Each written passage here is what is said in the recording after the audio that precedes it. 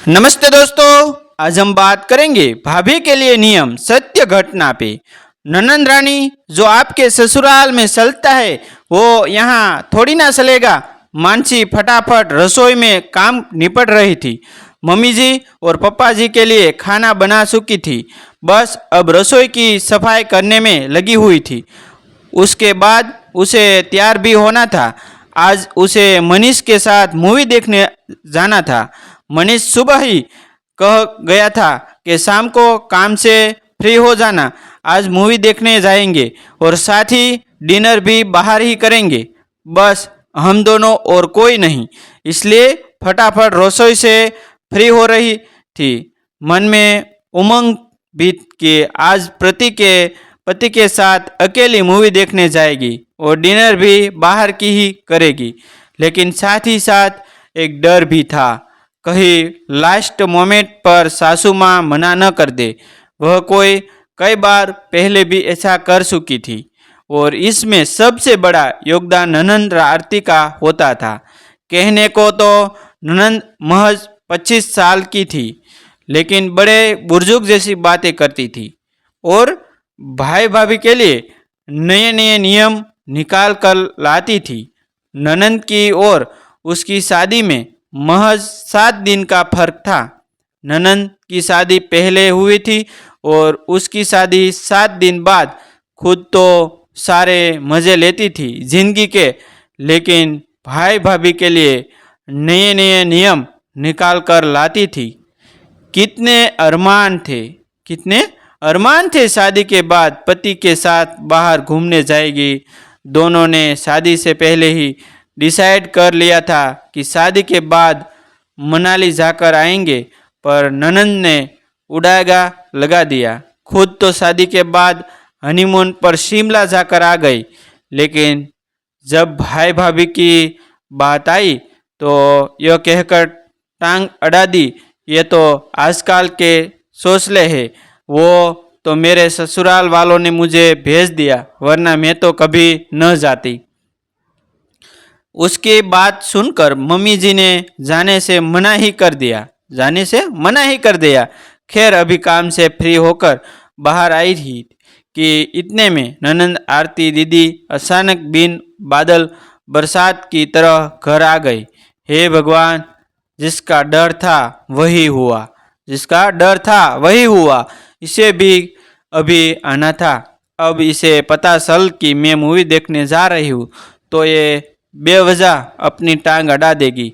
फिर मम्मी जी 2 बातें मुझे ही सुनाएंगी, साथ में मना ना कर दे। मन ही मन सोचती हुई मानसी ने आरती को नमस्ते किया और उसके लिए पानी लेने रसोई में चली गई। अभी पानी लाकर परोसा ही था कि आरती ने कहा, भाभी मैंने सुना है कि मूवी देखने जा रहे हो। मुझे तो बहुत दिन हो गए मूवी देखे हुए। मैं तो मूवी देखती ही नहीं।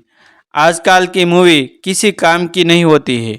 आज की मूवी किसी कामकाज की नहीं होती है। बेवजह की मार धाड़, घर फोड़ने के किसे, जिसके अलावा होता ही क्या है। वैसे कौन सी मूवी देखने जा रहे हो? दीदी मुझे नहीं पता कौन सी मूवी देखने जाएंगे।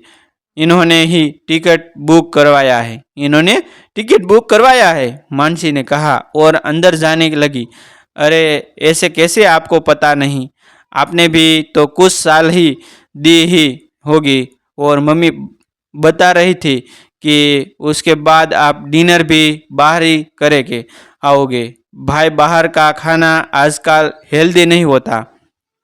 हमारे पड़ोस में वो वर्मा जी रहते हैं ने ना, उनकी बेटी बाहर खाना खा कर आई थी। 2 दिन तक पेट पकड़कर बिस्तर पर पड़ी रही। ये होटल वाले भी स्वच्छता का कोई ध्यान नहीं रखते। मानसी बिना कोई जवाब दिए अंदर जाने लगी तो आरती बोली, अरे भाभी अपने घर गृहस्थी संभालो, क्या रखा है इन सब चीज़ों में? सब घर के बजट बिगाड़ने के तरीके हैं और कुछ नहीं। जी मैं इस बात पर ज़रूर सोचूंगी, पर फिलहाल तो मुझे जाना है। अब तो इन्होंने कह दिया तो मैंने मैं मना नहीं कर सकती। आखिर पति की इच्छा भी सर्वोपरि होती है। मानसी भी बात बनाते हुए बोली, बहू, पति को मनाना तो तुम्हारे ऊपर निर्भर करता है। उसका बहाना तो मत ही बना। और वैसे भी आरती सही तो कह रही है, बाहर का खाना शुद्ध नहीं होता। और एक बहू को अपने घर गृहस्थी की ही संभालनी चाहिए, ना कि घर के बजट को बिगाड़कर बाहर घूमने फिरने में बेवजह खर्च करना। लो, हो गए ये भी शुरुआत है, ये भी हो गए शुरू।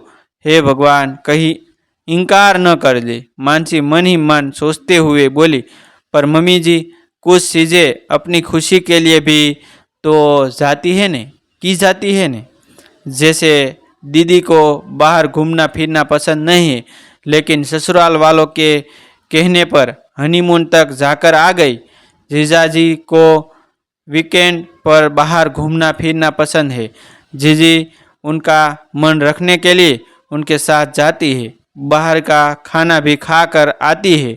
आखिर जीजाजी की खुशी के लिए इन्होंने वो सब काम किया ही है ना, तो ये सब मैं कर रही हूँ तो क्या हर्ज है।